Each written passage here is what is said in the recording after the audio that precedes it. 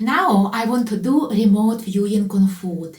It is a very important topic, how to do remote viewing on food.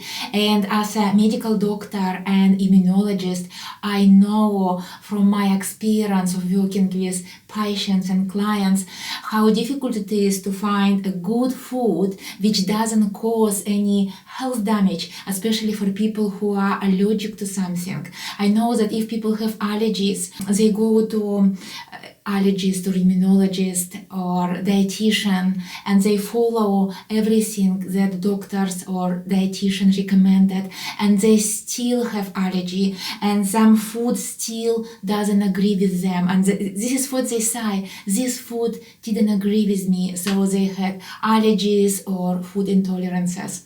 And when I introduce them to this technique, how to do remote viewing on food, it actually helps them a lot to know which food to buy, not based on the labels or not based on the textbook or formal recommendations from medical professionals, but it's actually based on what their intuition, what their sixth sense telling them about the food.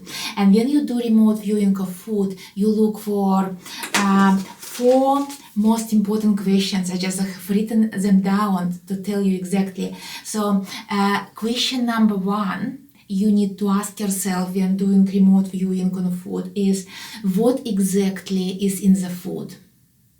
What chemical content, what nutritional content which is not stated on the labels? And labels, reading labels on food is actually not very helpful at all, because people read labels and they still have negative reactions like allergies or intolerances to food.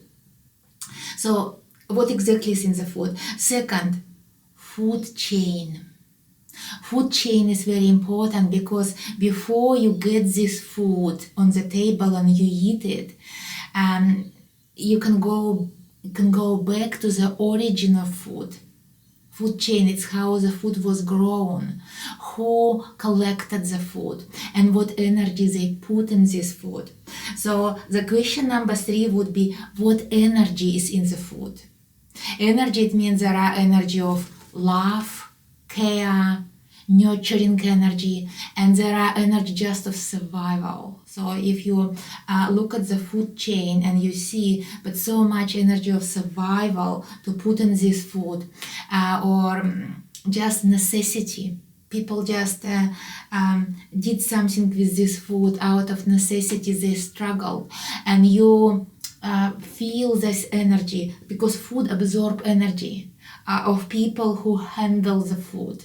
And there are so many people who handle the food before you actually eat it. So energies, number 3. And number 4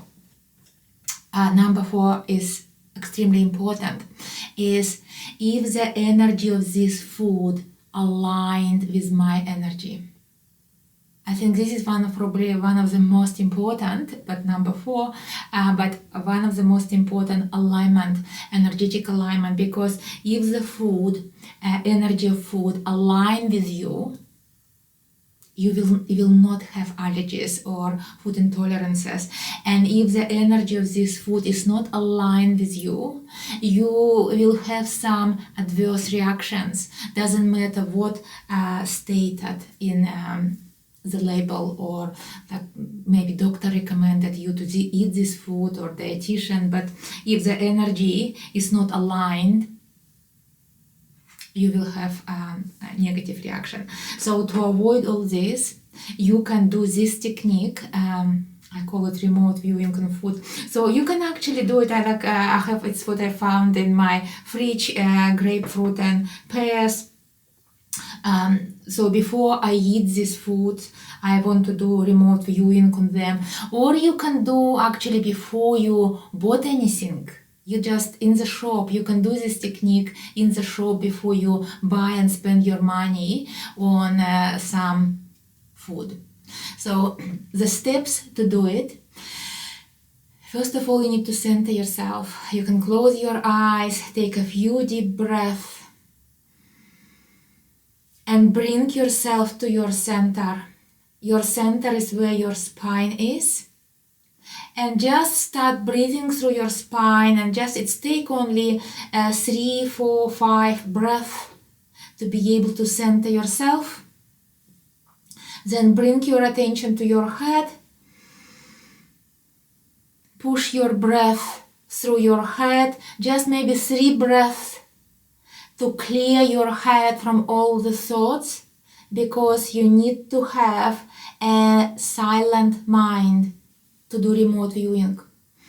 So just a few breaths through your mind, just focus on your head and just push your breath through your head, just a few breaths until you feel silence in your head. After sensing silence, it's very important to sense silence in your head. It means you switched off your logic mind. You can actually bring your attention to the food.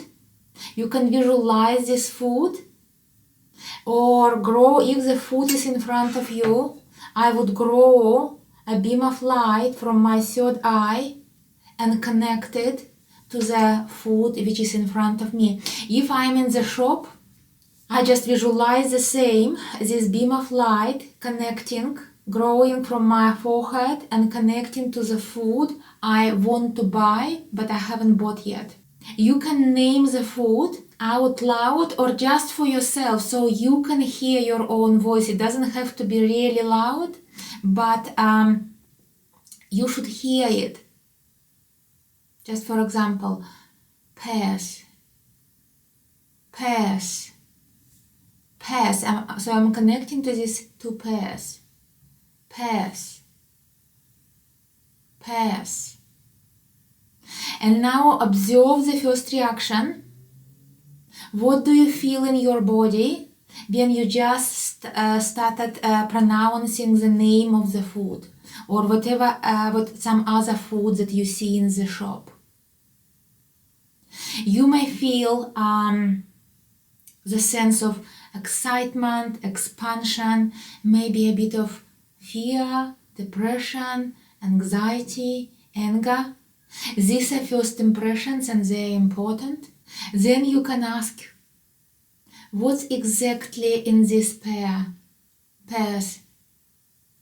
There are any chemicals in the pear which is not stated on the label that I read in the shop, or any food they have labels. So is there any chemicals? And listen to the answers. Now you can ask the questions about the food chain. How the pear was grown in the first place?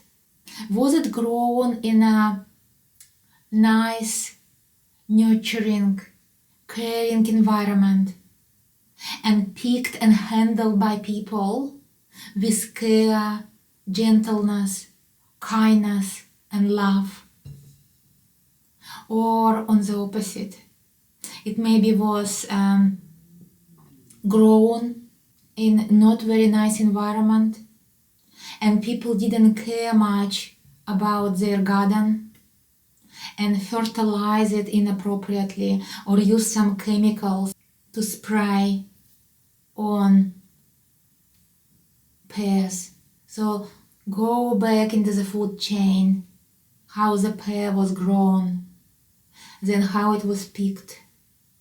Who picked pears because their energy may be still in the pear. Then you can see how the pear came to the shop and who handled pears through all this time and what energy they unconsciously put into the pears. So feel it, feel in your body. Do you feel any stress, anxiety that people worked out of necessity, out of survival, rather than enjoying the environment and loving and nurturing the food that they handled. It's so important that people who handled food or prepared food did it with love and care, because we feel it energetically.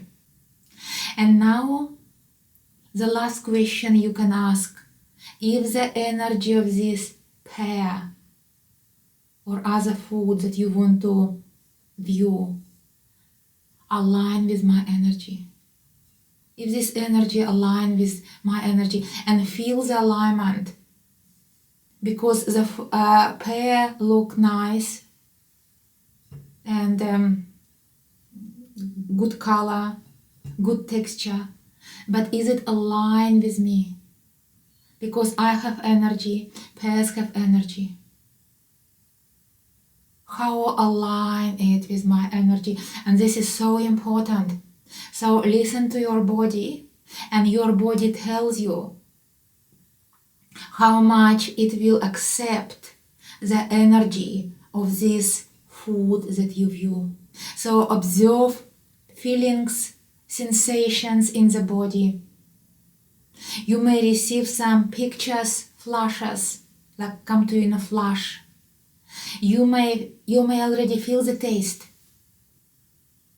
You don't eat anything, but you may feel already the taste. You may hear some whispering. All these are impressions that come from the energy of the food that you view. For in my case, it's pears. So what I feel, actually, that this pears was made with love. I bought it from the market. I feel that this pears was handled in a reasonable way. I don't feel any anger or stress that come from this pear. And I feel that the energy of this pear is aligned with my energy. I don't sense any rejections, like say my body saying no. No, my body actually saying yes, that's okay. So my energy and the energy of this green pear is quite aligned. So it means I can eat it safely, and most likely I will not have any adverse reactions when I eat this pear. So this is how you do remote viewing. You can simplify it and make it faster, but it's usually take me about 3-4 minutes. You can do it faster, to do it on each food, and in shop if you want to do it faster, you can, and it all comes with practicing. So the more you practice, the better you become.